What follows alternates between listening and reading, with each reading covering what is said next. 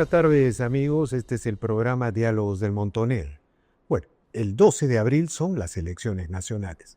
El Perú, luego del terrible gobierno de Pedro Castillo, luego de la inestabilidad casi endémica que se reveló en que 7 jefes de Estado se sucedieron en un periodo en que solo debieron haber 2, es como si todas las plagas bíblicas se hubieran desplomado sobre el Perú y el Perú avanza hacia las elecciones del próximo 12 de abril.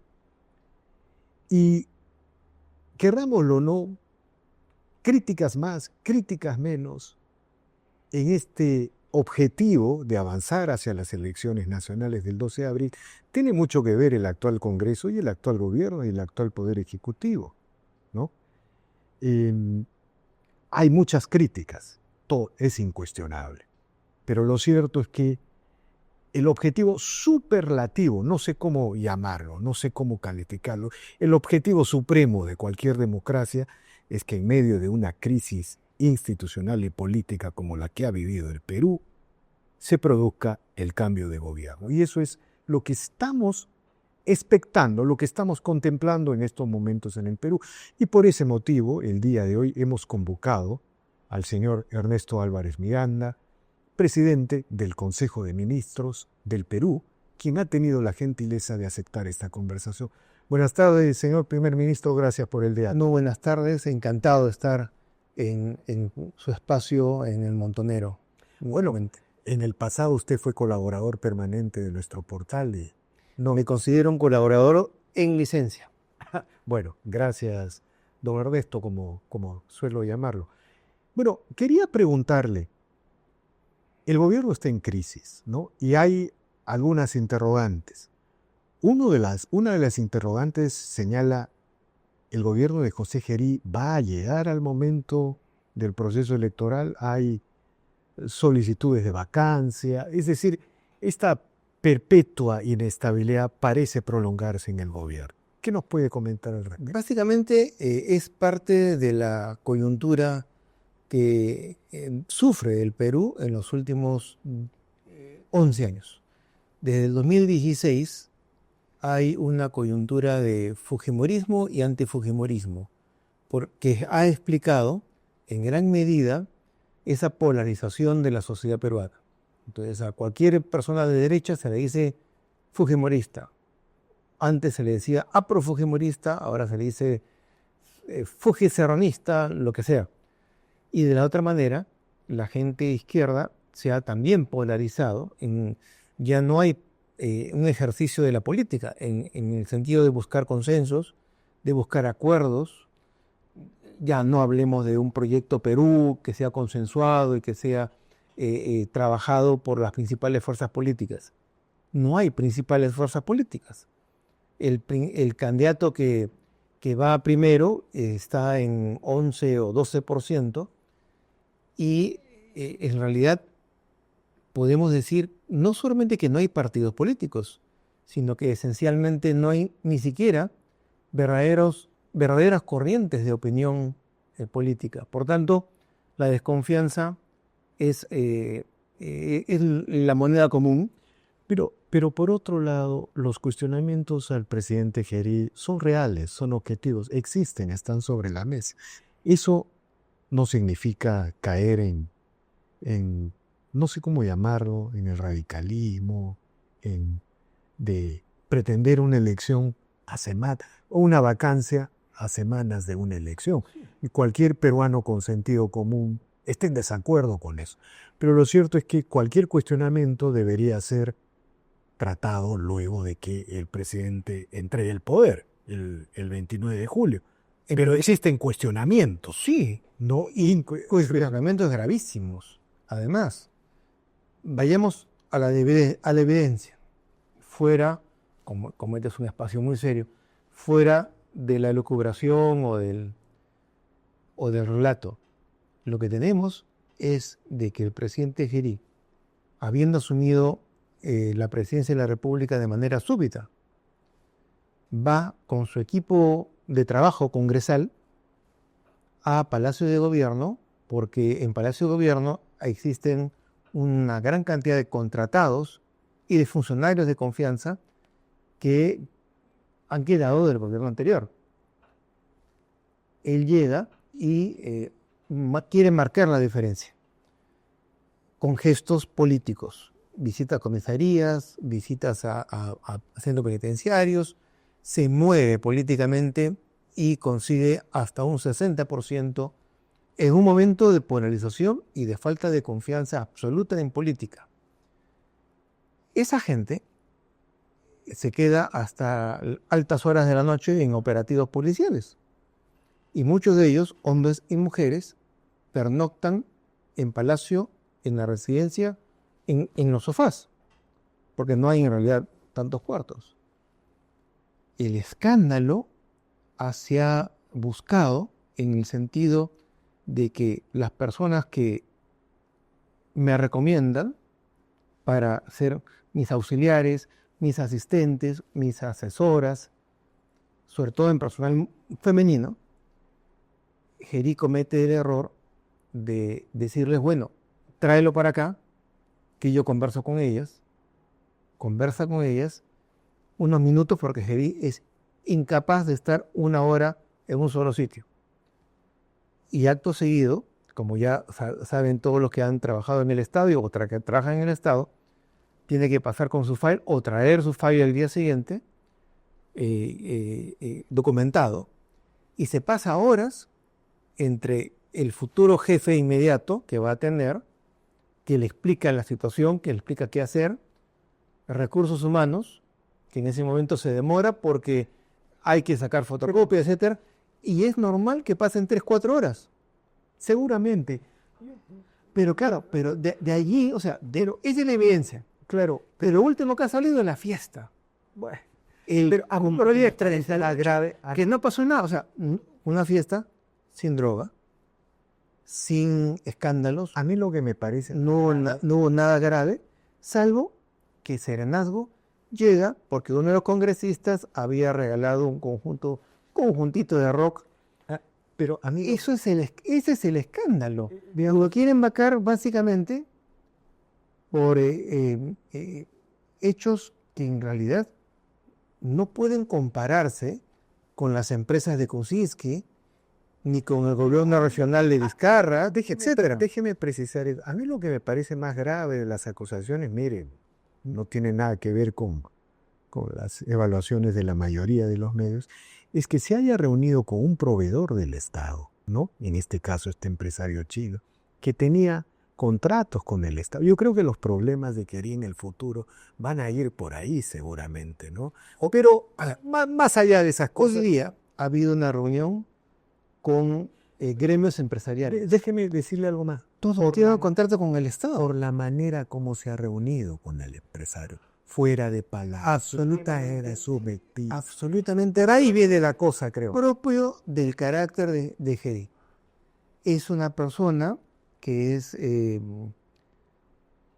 lo que antiguamente nosotros decíamos bonachona y con bohemia. Es una persona que es capaz de entrar a un chifa de alguien que conoce anteriormente y que no tiene, digamos, esa malicia de decir, no, a este chifa no, mejor vamos a otro. De acuerdo, mire, Ahora, eso no es causa de vacancia o no, de quedarse sin un gobierno, es una locura. claro, y si fuera En todo caso, eso sí, hay una investigación fiscal en curso y si se detecta un delito, allí sí, por supuesto, el 29 de feriado, en agosto se le abre investigación. Y claro, ese debe ser el procedimiento correcto, no poner, digamos, cambiar un presidente a semana de una elección, no sé, ya es hasta como un chiste, ¿no? Pero déjenme resumir, para mí lo más grave es que la manera como se reunió el presidente con un proveedor del Estado, fuera de los cánones, una imagen de misterio, de secreto, la capucha. Por ahí van las cosas, creo, las cosas más graves. Lo demás, digamos, tiene un universo Lo que más me preocupa es cuál es el trasfondo de ese tema. Ah, bueno, es el mismo. Porque ahí el tema es, ha habido vigilancia que ha hecho los videos. Y ha habido varias personas grabando videos de O a lo mejor eran los exterior. propios empresarios que lo grababan al presidente. Ahí lo ha apresado. ¿Y cuál ha sido el trasfondo? ¿Quiénes han ofrecido estos videos a los medios?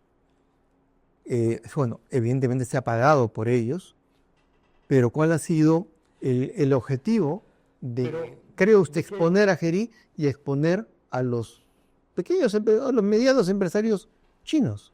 Ahora, ¿hay vacancia o no hay vacancia de acuerdo a su evaluación? Hay vacancias si se encuentran más detalles, más hechos que ya no correspondan a una elucubración, sino a un hecho cierto. Si hay un hecho cierto, allí sí cabe la posibilidad de que se pregunte a la gente y los congresistas dos preguntas. Uno, si vale la pena cargar con la mochila en la primera vuelta, antes de la primera vuelta. De acuerdo. Y lo segundo es, ya un poco más profundo, si es que los hechos que aparecen, estos no, evidentemente, pero los hechos que pudieran aparecer constituyen ciertamente una causal suficiente de vacancia, que recordemos que en realidad es una ventana que la Constitución deja para casos extremos, de extrema gravedad, en los cuales no se pueda esperar a investigar y procesar a un presidente porque ha recibido coimas en sus empresas o ha dado un golpe de Estado, o es evidente el hecho de que ha hecho un negociado con la pandemia.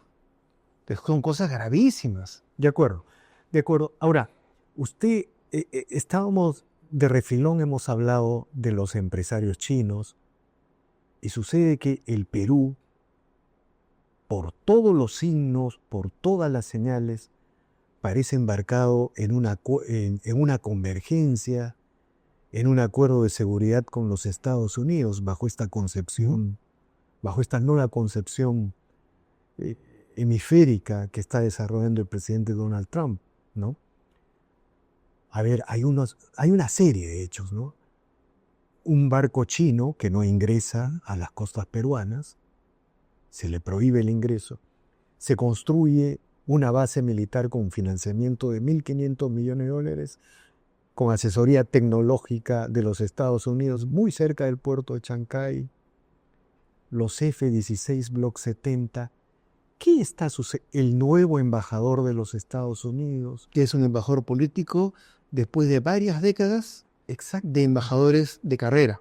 ¿Qué significa todo esto, señor primer ministro?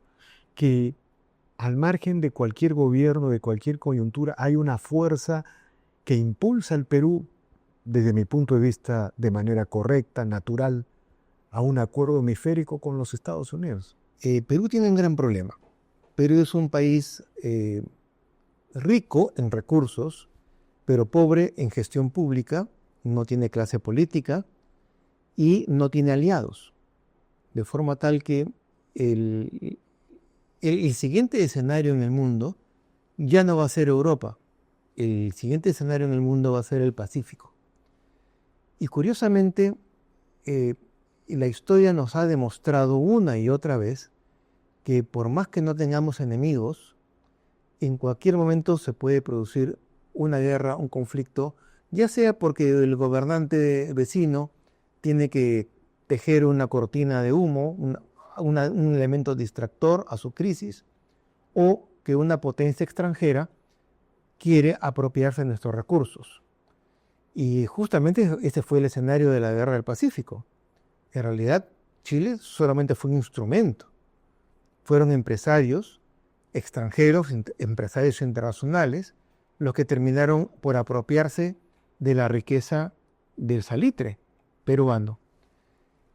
Y curiosamente tenemos minerales, ya no solamente oro, plata, cobre, sino tenemos minerales y oro que se denominan las tierras raras, que están en la mira de las principales potencias del mundo. Como que el Perú está en una encrucijada geopolítica mundial, ¿no es cierto? Y con un peligro.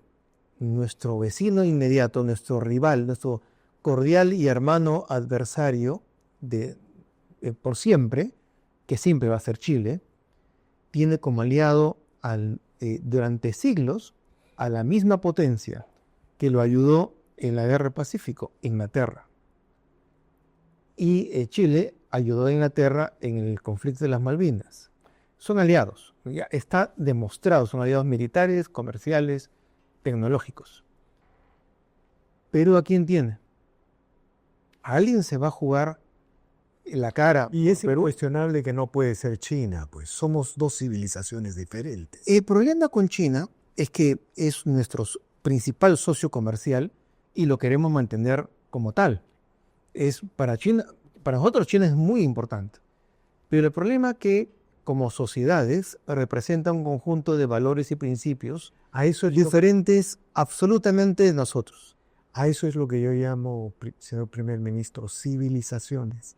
Por ejemplo, China, en su proceso de modernización, está recuperando sus tradiciones, está yendo hacia el confucianismo milenario que fundamentó el imperio chino durante 2 milenios, ¿no? En general, todas las civilizaciones están recuperando sus tradiciones. Entonces, solo Occidente y nosotros los peruanos creemos que podemos vivir sin nuestras tradiciones, sin nuestra civilización. Y olvidando nuestros valores. Que es la civilización occidental. Esa es parte de la crisis de Europa que está en decadencia. Pero Perú tiene una magnífica oportunidad con este gobierno de Donald Trump, que al margen de simpatías o antipatías, nos ofrece una posibilidad cierta, anunciada por él mismo, cosa inusitada, no ha pasado jamás. Kennedy nunca habló de Perú. Donald Trump nos ha ofrecido públicamente ser socios estratégicos, miembros de la OTAN, miembros no europeos de la OTAN, con todos los beneficios tecnológicos, comerciales, que eso entraña, y defensivos, por supuesto. O sea, seríamos aliados de la primera potencia en el mundo. O sea, es incuestionable el gobierno que usted representa como primer ministro, al margen de estas crisis de coyuntura, está por los F-16 Block 70. Nos inclinamos por ese camino. Nos inclinamos, pero el gobierno no decide, porque la decisión, de acuerdo a los principios de contratación, están regidos en este caso, en última instancia, por la central de contrataciones, la central de compras de la Fuerza Armada. Y nosotros a lo que nos circunscribimos es a señalar claramente y con toda honestidad. No hay aquí falsos relatos. Con toda honestidad, el canciller, el Ministerio de Relaciones Exteriores, ha expuesto de manera interna la necesidad de establecer a Perú una ubicación que le corresponde de privilegio en el contexto geopolítico, aprovechando la circunstancia. El Ministerio de Defensa tendrá que hacer una evaluación, no solamente desde el punto de vista técnico, porque no estamos comprando autos, no estamos comprando patrulleros, estamos comprando... Déjeme ponerle un agregadito para que usted siga. Técnicamente parece que la Fuerza Aérea ha decidido por el Rafale. El tema de la Fuerza Aérea no ha tenido una línea unívoca. Los 3 aviones tienen ventajas y desventajas. La gran ventaja del sueco es que puede aterrizar en cualquier parte, en un campo de fútbol, en un terreno sembrado. Entonces, eso en el Perú, eso es invalorable, eso es muy importante, y la hora de vuelo prácticamente se asemeja a la hora de vuelo de un helicóptero. Entonces, esas son las ventajas. Claro, desventaja de que a Brasil recién le están entregando la segunda parte del lote comprado hace 10 años. Imagínese. La capacidad sueca, industrial, de producir a Suecia demora mucho más y sería más allá del 2030. La ventaja geopolítica del F-16 Block 70 es total, pues es el alineamiento del Perú en su eje. Ahora, y por el Rafale es un mejor instrumento, es una mejor plataforma. Pero la alianza con Francia en realidad no nos garantiza ni tecnológicamente ni defensivamente mayores aspectos, por lo menos similares o equiparables a los de Estados Unidos. Los Estados Unidos, siendo el F-16 no el avión de hace 30 años, como se ha querido decir, el F-16 Block 70, 72, es un avión totalmente nuevo, con la cápsula, los metales con los cuales construido, la aviónica, la pantalla, los instrumentos, el radar, es todo diferente. O sea, se llama F-16 como podría llamarse F-25. O sea, De acuerdo. Ahora, una pregunta, primer ministro. ¿El anuncio de los cazas, de la compra de los cazas, lo va a hacer el gobierno de José Gería antes del 28 de julio? Algunos dicen que no nos corresponden, pero ya vemos de que en cualquier momento, si el conflicto de Colombia o cualquier otro escala, no tenemos, no solo de capacidad de disuasión, no tenemos capacidad de respuesta. Si hubiera escalado de Colombia, lo de Colombia, ellos tienen unos Kafir todavía. Claro. Nosotros tenemos 2 Mirage que no tienen misiles. Nuestra capacidad de respuesta era nula. Felizmente vino el desplazamiento de la flota de los Estados Unidos a las costas de Venezuela, la captura de Maduro y el desequilibrio. Era un plan geopolítico del eje bolivariano contra el Perú, armar una zona caliente, ¿no es cierto? No es Una zona artificial, un conflicto No es casualidad, la ofensiva militar e ideológica y comercial que ha hecho Donald Trump, porque, como usted bien lo señala, los planes de Cuba ya habían sido diseñados para capturar ya no solo Venezuela, a la cual prácticamente le han extraído todo lo que le han podido extraer, sino la idea era capturar Colombia y México. Primer ministro, en conclusión, el gobierno de Gerí va a anunciar entonces la compra de los 24. Si todo sale bien, sí, pero en gran medida no depende de nosotros.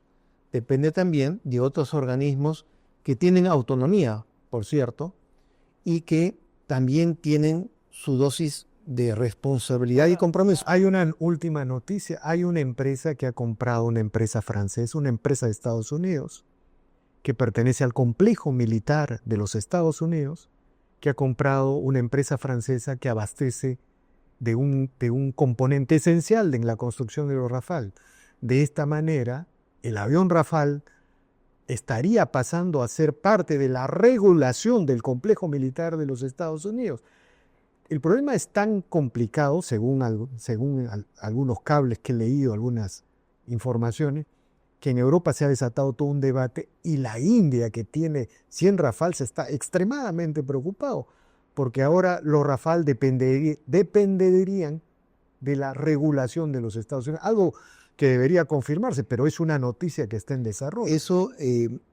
Eso atenúa el defecto de los F-16, que es la pérdida de la absoluta voluntad de usarlos. Porque el F-16 viene acompañado de la necesaria autorización para las misiones defensivas u ofensivas que tengan que realizar. Es incuestionable, primer ministro, el gobierno de José Gerí va a anunciar la compra de los F-16. No depende de nosotros, lamentablemente. Si de nosotros dependiera íntegramente, podríamos poder anunciarlo, pero eso depende de la central de compra. Ahora, volviendo al tema peruano, muy rápidamente como tema final, primer ministro, las elecciones que se vienen en curso, la ola criminal, la amenaza a candidatos en provincias. Otro gran tema, el tema de los personeros del sur. No puede ser que se produzca una nueva elección en que hayan fuerzas políticas de la izquierda radical y antisistema que quieran imponer la exclusión de los personeros de otros movimientos, de los movimientos de la centroderecha. ¿Qué está considerando el sector interior, el gobierno, como un plan de contingencia para este proceso electoral? Hay que recordar que pueden producirse asesinatos de candidatos locales, regionales, en este contexto de desborde criminal. No quizás como pasó en Colombia o Ecuador, pero podría suceder. ¿Qué han considerado ustedes? En principio, ya los candidatos presidenciales tienen la protección policial adecuada. El gran tema es cómo dotar de resguardo de la Fuerza Armada cada uno de los colegios, no solamente de Lima, sino del interior del país, porque es sabido de que se amedrenta no específicamente a la fuerza del orden, sino se amedrenta a las personas que han sido sorteadas en las mesas de sufragio, y primero en la cola se colocan los activistas pagados con dinero de la minería ilegal, con dinero de los gobiernos regionales corruptos. Por tanto, ese es uno de los temas que ya no corresponde al gobierno central, sino corresponde a la OMP y al Jurado Nacional de Elecciones. Felizmente que ahora va a haber una remuneración para los miembros de mesa. Entonces, si a mí me amenazan para que no asista a la mesa, yo ya no voy a mi casa, sino voy a protestar posiblemente al responsable de la OMP, al responsable del jurado, porque sobre todo en provincia, en el interior del país, este dinero es valioso, es importante para una familia. Por tanto, creemos de que la Fuerza Armada tiene que estar muy atenta y los organismos electorales tienen también que hacer una previsión sobre ese aspecto. Los partidos, que ya no hay partidos, ahora las agrupaciones son tantas que va a ser imposible colocar personeros en todos los lugares.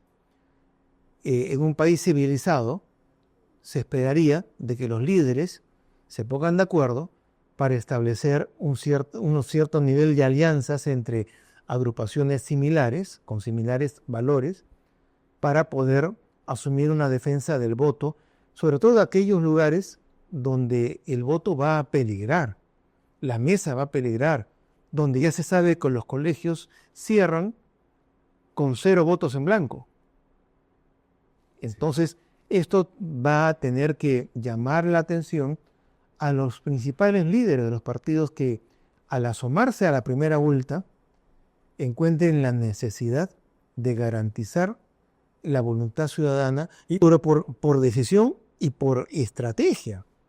Ahora, primer ministro, pregunta final. ¿Cómo se siente usted? Usted es un intelectual, un académico, un investigador. Usted era decano de la FAC.